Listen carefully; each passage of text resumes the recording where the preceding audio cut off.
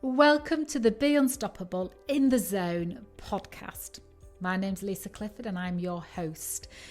Be Unstoppable for me is all about helping you unlock your incredible human potential and for you to access your mind in a way that it works for you. And that's why I became an empowerment and firewalking instructor, running events where people participate in a way that reveals to them who they truly are without a shadow of a doubt, and therefore enabling people, you, to live the life that you want without any limitation. So welcome, Anna, to this lovely conversation we're about to have, which is much needed. But before we begin, can you just share? I know you pretty well, but I still learn lots about you each time I speak to you. But can you just share with the viewers and the listeners who you are, what you do, and how you help people in your world? Well, thank you, first of all, for having me. I think that who I am is someone who is capable of tapping into emotions of others, whether it's two-legged or four-legged or bewinged ones or whatever it is, and interpret it for them when that is needed. And so through that, I've come to train myself in different techniques to be able to offer a whole toolbox, if you will, of different methods and techniques, because everyone is unique and nobody functions the same. And especially when you go through something difficult, you know, we all have our way through it. So I have really made an effort to find different ways of meeting people, whether it is through ceremony, as in firewalking and sweat lodge and ceremonies like that, or smaller ceremonies, just being with the fire, or a one-on-one conversation. There are so many ways of going through, you know, these things that we have to deal with, all of us, through life. And so when it comes to grief, since I have met it several times in my life, and I found that every time was different. And I found that it hits you differently every time, but you're never prepared for it. That is why I wanted to dive deeper into that and see if there's any way I can support others going through similar things. Well, let's dive into the subject of grief. What is grief? To me, grief isn't caused by death. Grief is caused by love. Because the basis of grief is love. And there's a beautiful, beautiful poem by a woman called Donna Ashworth it's called Love Came First. And that's exactly, for me, what grief actually is. Yeah. I think that's obviously you can put it in so many different words and you can say so many different things about it. But for me, that is really the basis. The reason why we go through grief is love. That is such a lovely way to put it.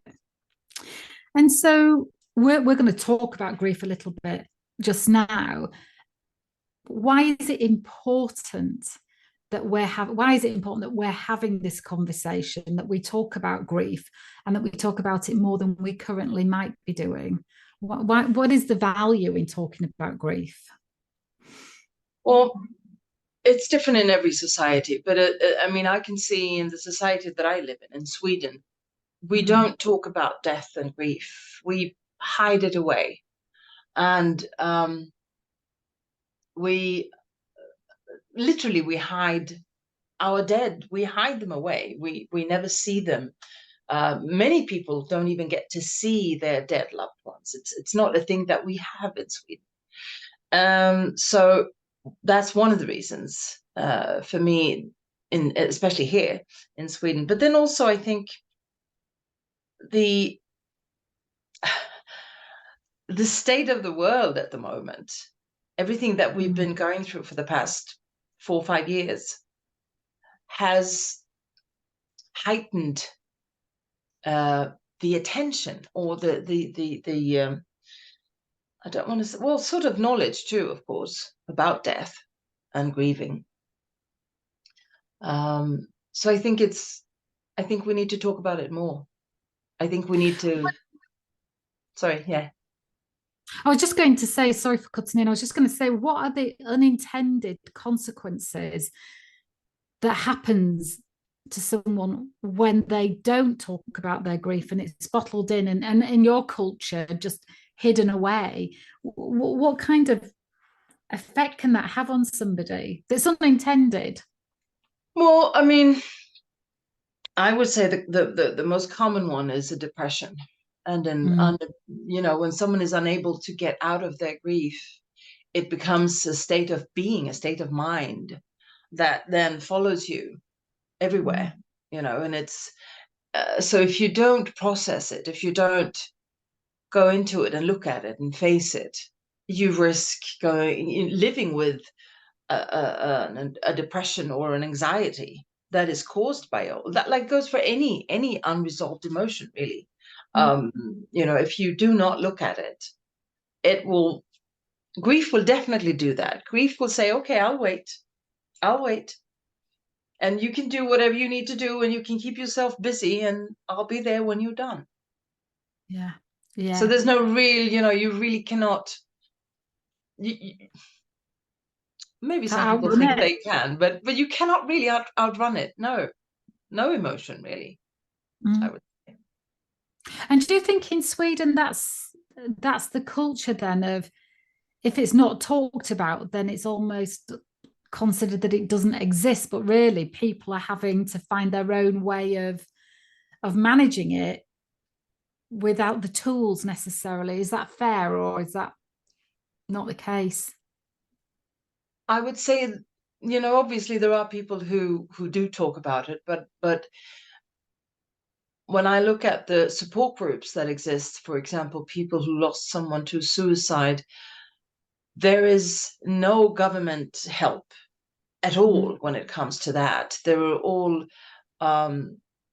people who do it voluntarily, on a voluntary basis. They put together support groups, and you can go there, but so many people don't even know they exist. And so I think that goes for a lot of anything around death, really, because we've had this. It didn't used to be like this. It wasn't always like this. We had the viewing of the dead back in the days, way back, but not in my lifetime. Definitely not in my lifetime. And so it's I don't know. I think I cannot speak for everybody, obviously, and I cannot speak for all the different societies, but my experience, my personal experience, is definitely that. I've had unusual experiences because I've been able to be with both my parents when they died 30 years apart. And people go, really? You were there? And I said, yeah, we all were, all of the family would gather. And that's how we used to do it. And we stopped doing that because we put them away in old people's home, or we let them die in a hospital, and we just accept that the doctors say no one can be present. So we accept rules that aren't good for us. Do you think there's a closure and a peace of mind in being there at the end compared to not, that makes it easier? I'm not saying it's easy to live with it, but is it easier to live with it when you're there at the end compared to not being there at the end? Most definitely. Yes, absolutely. I would say so, because there is the visual confirmation, and also when you see a loved one pass away, you will, and I think everybody will agree, about, with this thing, the fact that you see that the body was just the shell, it was just holding the soul. And when the soul leaves, it is no longer that person. And that's an important part of accepting, it's an important part to see that when that happens. And no, it might not be for everybody, but I still think we need to talk about that more. We need to make death more accessible. Yeah, and I guess it's the perspective that we see death with as well, isn't it? I mean, the most precious things in my life, and I've got family, the most precious, as not children, but sisters and father, and the most precious things in my life are my dogs. That they are with me, and I'm down to one, every moment that I can humanly have them with me. And I've had 4 retrievers. I've got one now. And for each one of them, I've been there insisted on being there at the end for their last breath. And lots of people have said to me, oh, I couldn't do that. I couldn't do that. And I put myself in their shoes as well. And I think, oh, for me, it felt such an honor. It felt such an honor to kiss their nose as they slipped into their next phase. I didn't feel like or see it as like a light going off. I saw it as a moving on to, and I know what beliefs are, we have beliefs so they soothe us, and I like my soothing belief that they move on to heaven and they go and play with the bunny rabbits. I like that idea. And so that's my perspective. So I didn't have that kind of I was brokenhearted without a doubt. And it's not just animals that I've lost. I've lost my mum, my uncles, my sister, my stepsister, my niece. I can't tell you the number of people that I've lost, but the souls that I've been for at the end have been my animals, and it just feels such a blessing. I've put myself into other people's shoes that think that they couldn't be there at the end. I think my mind would start playing out different ideas of what the end was like that is much more traumatizing than the reality of that gentle last breath and moving on. So do you think that they've actually done research on that when it comes to putting your pet down, and the thing that the pet wants there is you? Oh yeah. It's and to me it's I don't want to be hard on anyone, but to me it's unbelievable that you would let anyone you love, if you have the choice, and you would let them die alone on a cold table at the vets. That's just a horrifying thought to me. Yeah, well, I think it's actually harder to live with that as an experience, as well as the human, than it is the beautiful ending. But not all endings are beautiful, I have to say. But so yes, so just going back to then, the seeing somebody as they pass is actually easier to live with than not. So what do you think? Is there a higher death rate at the moment, or is it a different age group? What's the statistics at the moment? Well, I just know the Swedish statistics, and it spiked in 2020, to no surprise, which I think it did in most countries. But then it actually went back down to what we had the previous years. So it doesn't seem to be that the death rate is going up. But obviously, we've all heard about all the completely, the healthy people just dropping dead all of a sudden, to a greater extent than we've ever had before. And I don't think it's so much a fact of how many deaths as it is how it is talked about and reported. Mm-hmm. And the fact that we have the whole world, we went through something that we've never, the whole human history have never gone through before with the COVID. Mm-hmm. whether you want to call it a pandemic or not, but that was the first in history when we all of a sudden got involved in the whole world's problems of sickness and disease and dying, you know.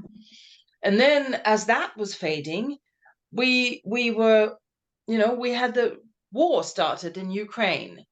And so, and then after that, we have everything that's going on in Gaza now. So what in my experience at least, is that we have more information, and we get more information that we can deal with, and especially around death. And for all the societies that haven't had a very open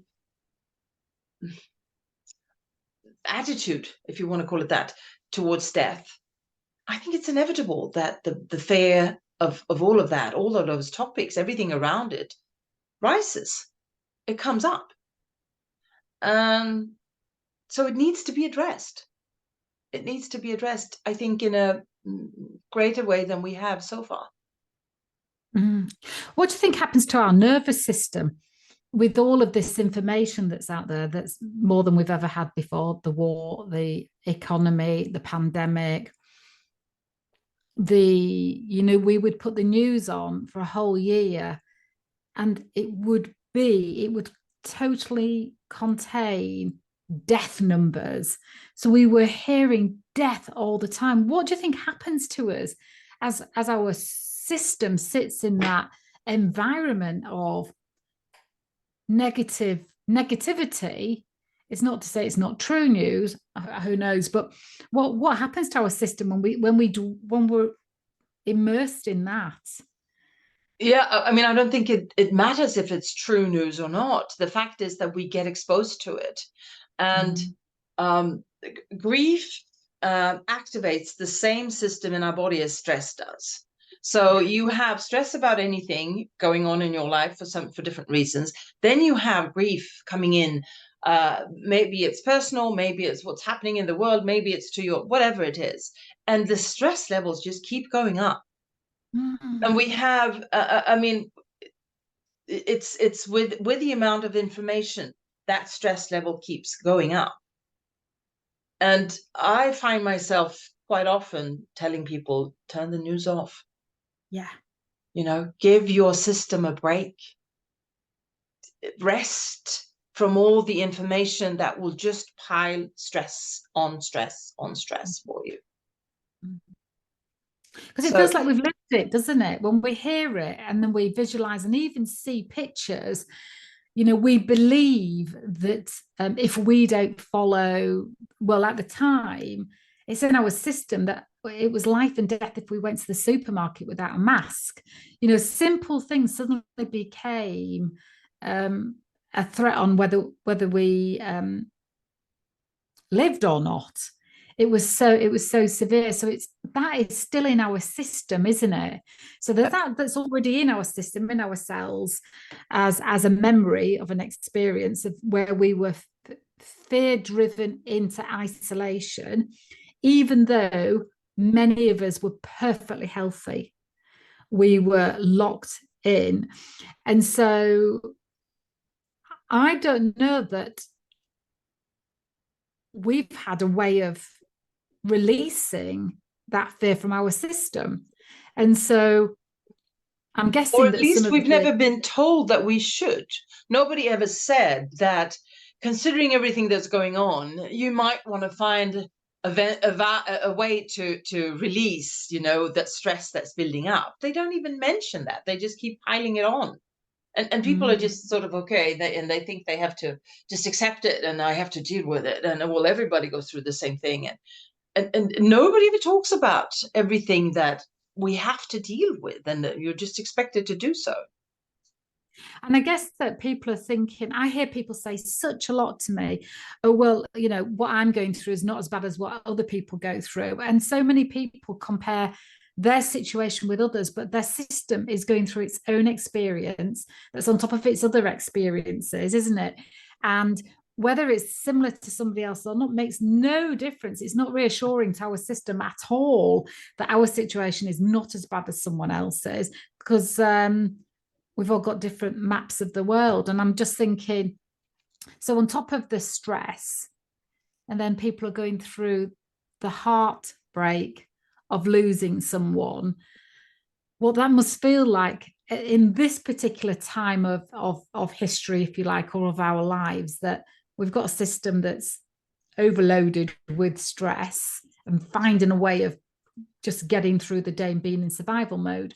And then we have the inevitable in life of losing a loved one, how that must feel differently these days to how it felt 5 years ago. What do you think? Well, again, I think because of all the stress that we accumulate and that we, all the things that we are exposed to today in a way that, I mean, yes, the global knowledge, the knowledge of everything that's going on, that is new. And what we went through with the pandemic is also something new for the human race. But if I look back to when I was a kid, we had to deal with what was in our direct environment, Mm. not even 2 blocks away, basically. So all that information that keeps coming in, that we have to sort of relate to in one way or another, we are not trained or equipped to deal with it in a healthy way. Mm. And that's why we need tools for that. Which is where you come in beautifully, really, because not only have you got the tools, and you've got lots of different tools to suit people's different styles and preferences and spaces that they're in at any one time, but you've gone through your own fair share of heartbreak and grief to be able to have some empathy, because I don't think any two people's feelings are the same, but it's not like you're sharing your expertise without having walked this path yourself. And so, I think that you have a very specific and beautiful way of holding someone as they're in the different stages of grief. Yeah. And can you share a couple, if not all, of the different stages of grief that people experience, so that they don't feel like in some way they're doing it wrong because it isn't yet feeling easier? Or maybe even they might be in the space of thinking, well, I don't feel any of the stages of grief, I've dealt with it, mainly because they've perhaps suppressed it. Well, a lot of people will say that there are 5 stages, and then they will, count them. And what I find is that they use the same stages they say about death as grief, and I don't quite agree with that. The ones that most of us know about when it comes to the 5 stages of death is the denial, the anger, the bargaining, the depression, and then the acceptance. And while many of those apply for grief, it's not quite, in my world and my experience, not quite like that. And so there are also some who talk about 4 stages of grief, which is shock and numbness. And of course, the denial and anger can go into that. But the shock then, of course, is also depending on how unexpected the death was, the size of the shock. Numbness, I think, for sure. But maybe if it's your beautiful, elderly, sickly mom, that passed away, then maybe the shock isn't that huge because it's not really unexpected. But the numbness, I think, for sure. And then the stage of yearning and searching, it's called, and which, of course, you understand. It's like when you go through this, really, you long for that. You long for that person. You're looking for them, or your dog, or your cat. God knows I've done that. And then you have the despair and the disorganization, and that's when things really fall apart.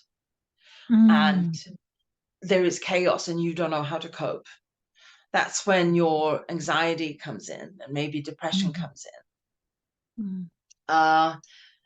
And then you have the reorganization and the recovery.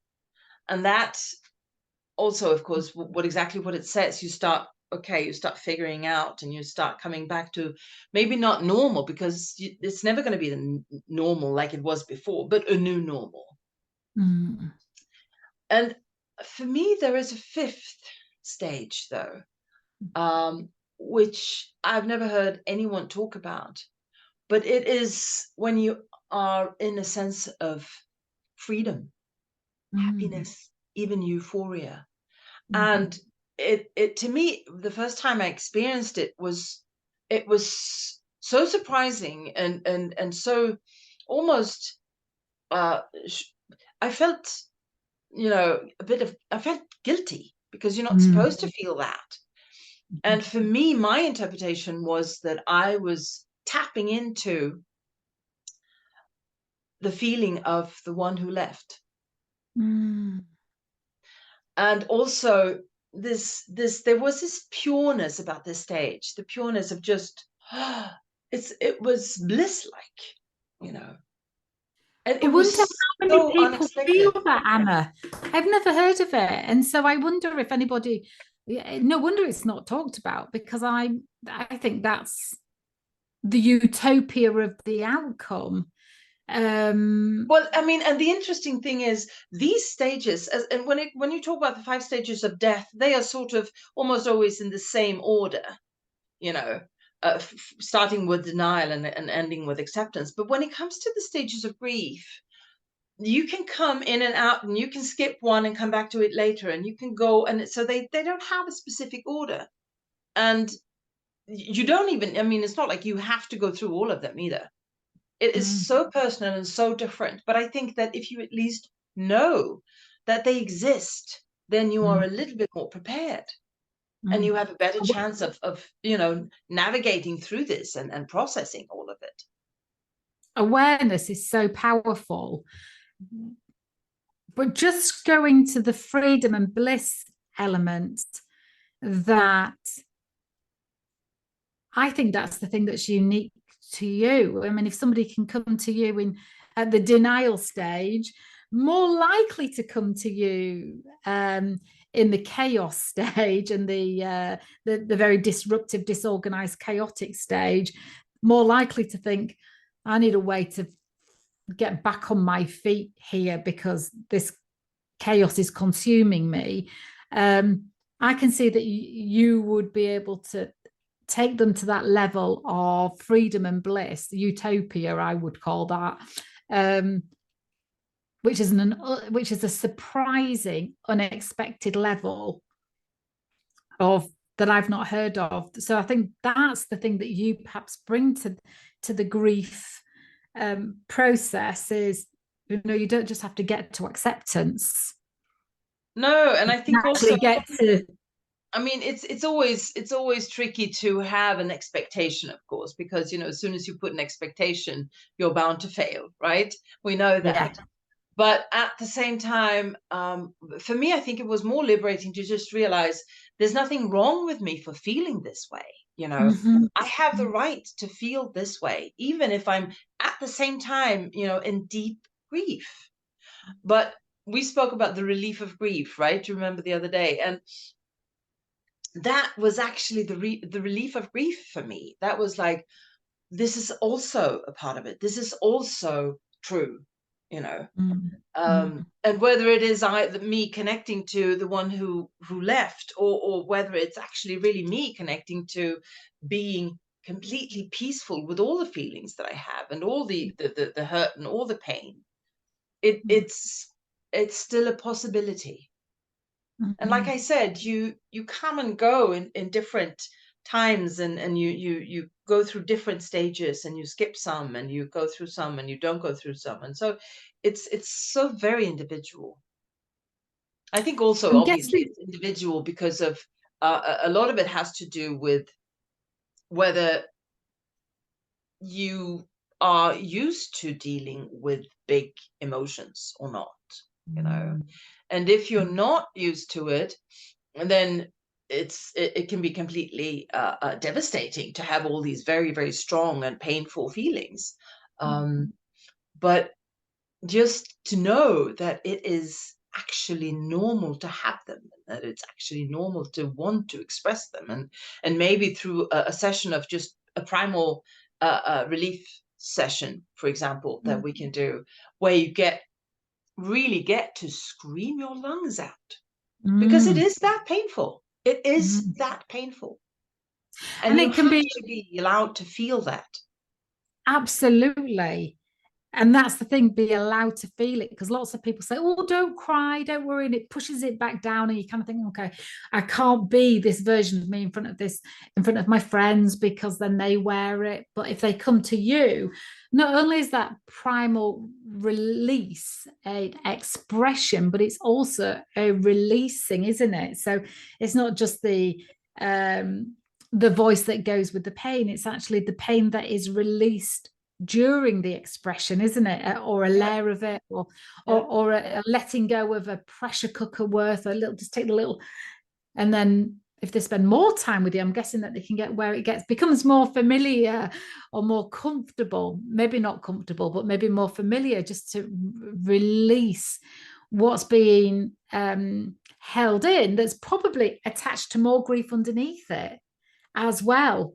So there's like a little collection of grief banks that, or at least definitely a collection of different feelings, that are all supposed to be there, because we're humans. So you have these experiences whether you want it or not. We all do. And it's more a question of just accepting and saying, okay, I'll let myself go through this. It is all right. I can go through this. I can feel all of this. And also, when if you have all these bottled up feelings, as long as you have them and trying to hold them in, that will be the pressure cooker, right? So finally you will explode if you don't decide to deal with them beforehand. You will explode, and then it might even get worse, because then how do you handle it, and who was at the receiving end? So it's just, the way I see it is, as long as you have all of those feelings bottled up, it's going to be really hard for you to express anything in a way that anyone else can understand it, and maybe even yourself. So it is a good idea to release that first, because then you can start talking, you can start explaining, you can start being okay with your emotions, and you can co-live with them instead of being repressed by them. When we were talking the other day about the grief can be associated with lots of other things, as well as the death of somebody physically passing over, but it can be a change in a relationship. I mean, an adjustment even with a sibling, or an ending of a marriage, or being made redundant, or starting a new job. We can experience the feelings of grief to so many different changes in life, because we're kind of grieving an old phase or an old sense of belonging, aren't we? And so I'm guessing the same process of chatting to you and releasing to you, or being heard by you, or you giving people a good listening to, can support people in lots of different areas. Definitely. I mean, I would add also just having to move from somewhere that you really, really love to live, which was something I had to do just a couple of years ago. And it was so hard. That was truly, leaving that place was really meant grief for me. So there are, and like everything, a relationship or a work, or, so many ways and so many reasons to feel grief. Well, even Simon Sinek, I was watching a little video that Simon Sinek was saying, and he's the guru who talks about find your why. For those that don't know, and he talks about when somebody ghosts you, it can feel like the description that you've just given of the shock, the denial, the bargaining, I think you said, and the chaos, and the disorganization and disruption. you, when somebody ghosts you, which is the modern way that people have the ability to turn their back and move on with their lives or move away or whatever they're doing, people have he says people have the experience of grief to being ghosted, and he says it's such an unfair thing to do to somebody because they actually don't know if you're dead, but their mind goes on a journey of experiencing the death of you. So even technology can create, or the lack of technology can create, a grief Well, cycle. not just technology. I mean, I've actually had that experience a couple of times in my life when someone that I thought was that was a really, really close friend of mine just stopped interacting, stopped communicating, and a similar feeling of grief, of loss for sure, and you don't have an explanation, and it's devastating, and it's really hard to let that go and just say, okay, I'll have to be fine with that, because you do not get an explanation. And if you're like me, as soon as I get an explanation, I'm fine. I can move on. But if I don't get one, I'll have to do that work myself. And Yes, and the sometimes mind doesn't stop. no. The mind doesn't stop thinking, is it this, is it that, was it this, was it that? It's on a constant data search for Yeah. what feels it could be, and it's out of our control, isn't it? Yeah. Is Yeah. that the And mind especially, I mean, is you try and you reach out and you text and you mail and you call and you try all these different ways that technology has given us today, and you still get no answer. So you have to deal with it yourself. I Yeah. think everybody listening to this will have experienced that, even if it's somebody that's just forgotten to reply. Yeah. I'm of an age, if I don't reply immediately, I'll forget that I even read the message. Completely forget. It's like it's not even Oh. searchable. But so I'm feeling that people listening and watching now might be thinking, well, if I'm feeling any of these feelings that sound like it could be grief, and it might be grief over being ghosted or over an old job or moving house or death of a loved one, or even someone that is currently, dying, the grief can start before somebody's even passed over, can't it? Absolutely. If they were, how would they go about working with you, and what sort of things would you do with them? What does that look like? Well, actually, that's when I work with the 5 stages of death, with the relatives, or if there's a person about to die, know that they're about to die, long-term cancer or something. It's you work with the 5 stages of death, and you also talk about um, how would you like your death to be, and you know, who do you want present? It's up to you to decide who should be there in the room, or do you want to be alone? That's also one thing that we never, hardly ever talk about in the modern society. How would I like to die if I can choose? If it's not an accident, or very sudden, then I can actually choose how I want to die. Not only what happens with my organs afterwards, but who's supposed to be there? Who do I want there in the room? Do I want music? Do I want some incense that I like? So we talk about that a lot. And then, of course, the family around it, the family and friends around it that have to deal with it too. What were you like? How would you prefer? How would you see it? So there's a lot of things that you can work out beforehand. That is such a, stop talking for a second. I mean, pause, because that is such a good question for us to ask ourselves now. Well, Yes. whilst we're healthy, even, because the last thing I want, if I'm in my hospital bed, is someone chatting, chatting, chatting, chatting, chatting. I would like them to hold my hand, light a pomegranate candle. I don't want music in the background. It does my head in. I can't have too many different noises. I don't want doors slamming. I want them to make sure the nurses are not bustling. They come in quietly and gently, do what they need to do, and leave quietly. And whoever's with me, I don't want a lot of chatter. I mainly want to be told how pretty I look. It's Even, interesting though that you see yourself dying in a hospital. yeah, it is, isn't it? And I think Yeah, that is, but do you know, I think that is a lovely thing for people to think about now and even just write it down or talk to their bestie about it or their yeah, partner about if it's in any of these situations, or if I'm in a coma, for example, yeah, something's happened outside my control, I'm in a coma. I don't like people giving me a load of detail unless I'm asking for it at the best of times. So somebody thinking that talking to me is going to help me come back round yeah. isn't. Yeah, that's another thing. Do you want to be revived? Yeah. You know, do you want that? It's really important questions that we never ask.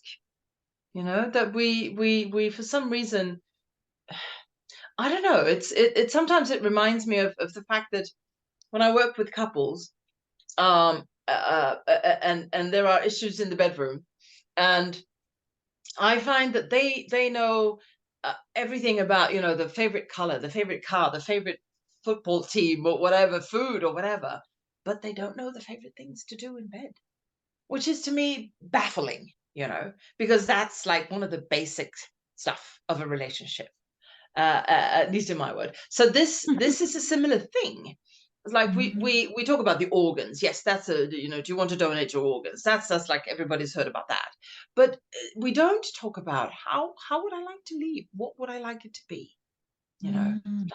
like we just said. And that's also baffling when you think about it. We've started talking about like when you give birth, you have more of a choice if you want. Although today, at least in Sweden, you have to battle, to say I want to give birth at home, for example.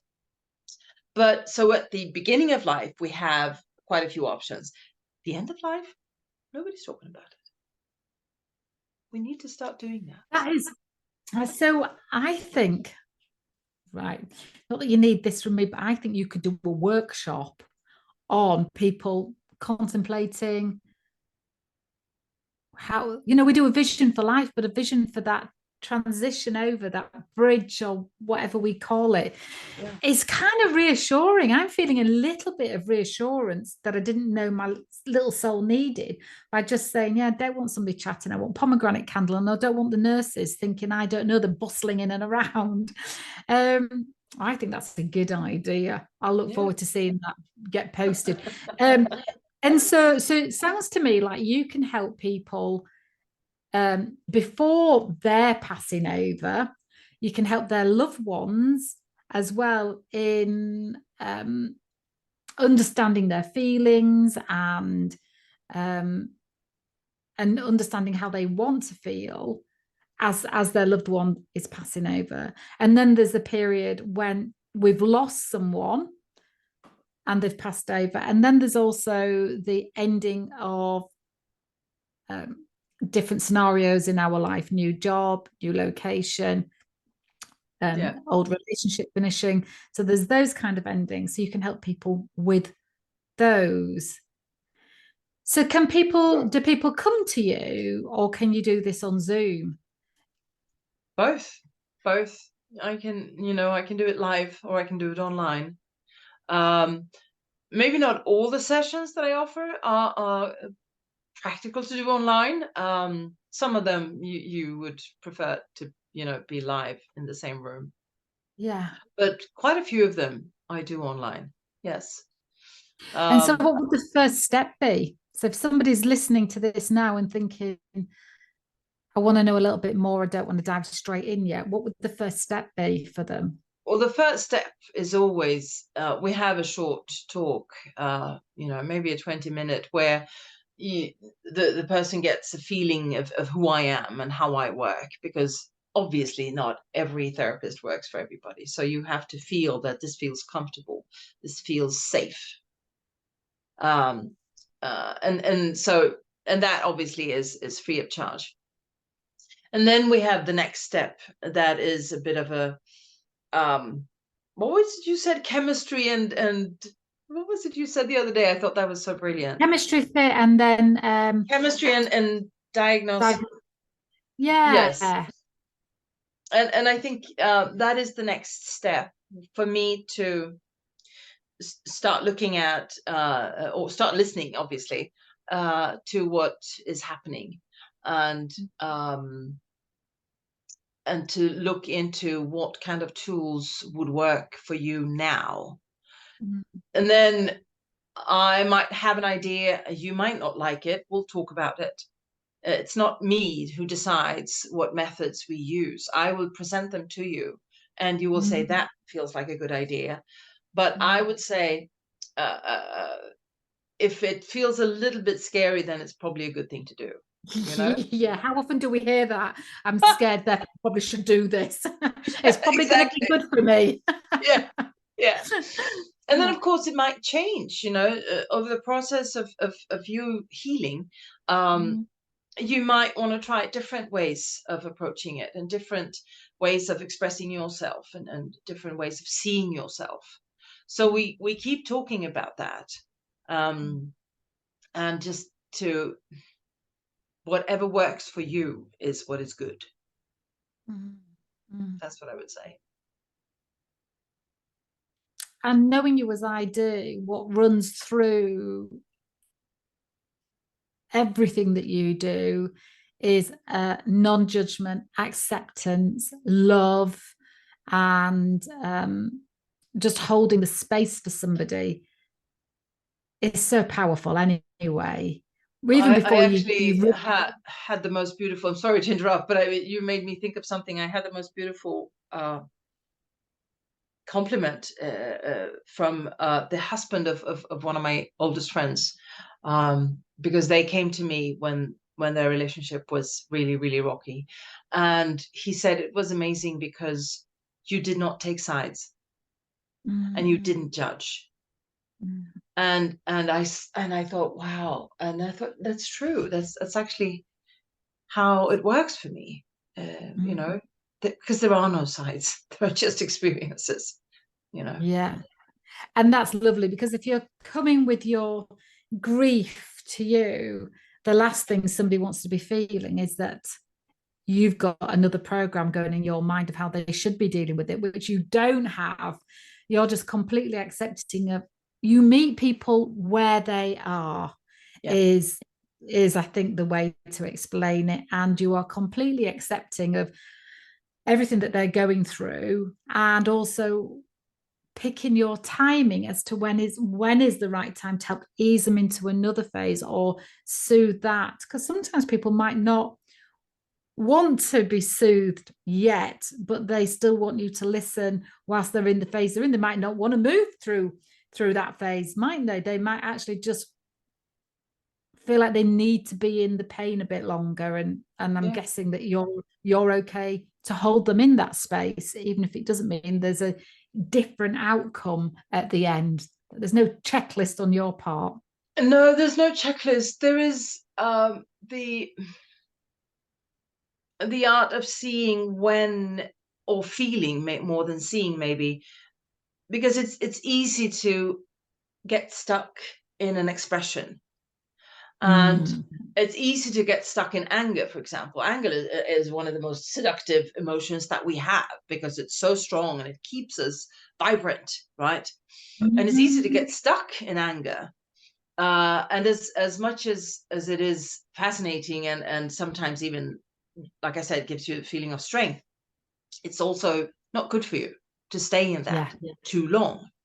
So there's a fine balance of listening and letting you process what you need to process, and then also hearing that now you've actually come to the end of this and you need to move forward, because you will get stuck in your sadness, in your tears, in your anger. That will Mm. become a permanent way of being for you if Mm. you're not aware. So it's also my job to point that out to you. I will never force you to leave any state that you don't want to leave, but I will make it clear to you that this is where I can see you now. Mm. And I think it is a good idea that you try something different. You can come back to it, but let's try something different. So there's always that balance, of not letting them get stuck, basically. Yeah, because it can so easily become a habit and part of their Oh God, character. yeah. That suddenly their character has this anger to them that they could have, if they were in the right hands, Yeah. work through. So that's gorgeous.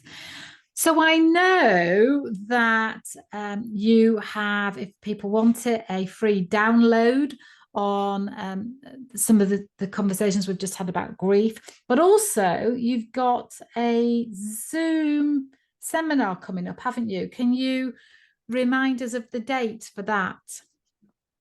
Yes, I am doing a webinar about this on the topic of grief in April 17th.